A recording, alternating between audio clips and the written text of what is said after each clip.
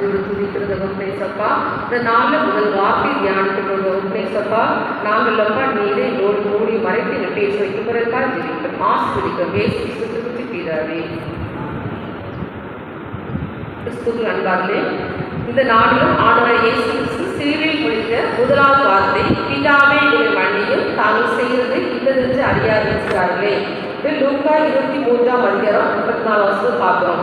இதில் பார்க்கும்போது முந்தின நாள் வியாழக்கிழமை இரவு ஃபுல்லாகவே அவருக்கு 6 இடத்துல விசாரணை நடந்துகிட்டே இருக்குது. ஒவ்வொரு இடமும் அவர் அவ்வளோ கஷ்டப்படுறாரு, அவ்வளோ அலக்களிக்கு போட்ட போது கூட ஏசுமான ஒரு இடத்த அவர் மௌனமாகவே அவர் இருக்கிறார். ஒவ்வொரு அவர் பார்க்கும்போது அவர் அவ்வளோக்குள்ள விசாரணை இல்லை, அவர் மேலே ஒரு குற்றம் இல்லை. ஆனாலும் அவர் விசாரணை பண்ணும்போது அவர் அந்த இடத்த மௌனமாகவே அவர் இருக்கிறது பார்க்க முடியுது.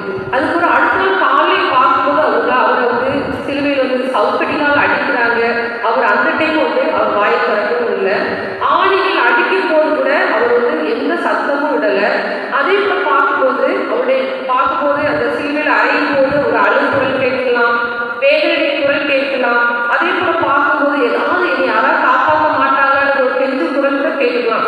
ஆனால் அவர் பார்க்கும்போது சிலுவை மரத்துக்கு வேண்டுதல் மட்டும்தான் செய்தார். ஏன்னா அவர் ஜெபத்தை தான் பண்ணுறார். ஒரு இடத்த சிலுவை மரத்தை பார்க்கும்போதே அவர் மற்றவர்களுக்காக ஜெபிக்கிற மன்னிக்கும் பாவம் இருந்ததுனால அவர் சிலுவை மரத்தில் வேண்டுதல் செய்யும் குரலாக இருந்து வேற எதுக்காக ஜெபிக்கல. பிதாவே என்னை மன்னியும் தாங்கள் செய்து இன்னதென்று அறியாதிருக்கிறார்களே வேண்டுதல் செய்தார்.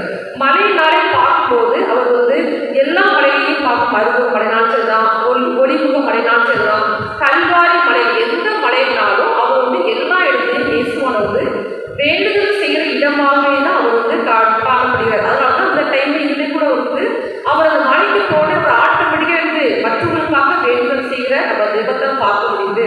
அதே தான் பார்க்கும்போது மத்திய 5ஆம் அதிகாரம் 44 உங்களை நிந்திக்கிறவருக்காகவும் துன்பப்படுறதுக்காகவும் ஜெபம் பண்ணுறது.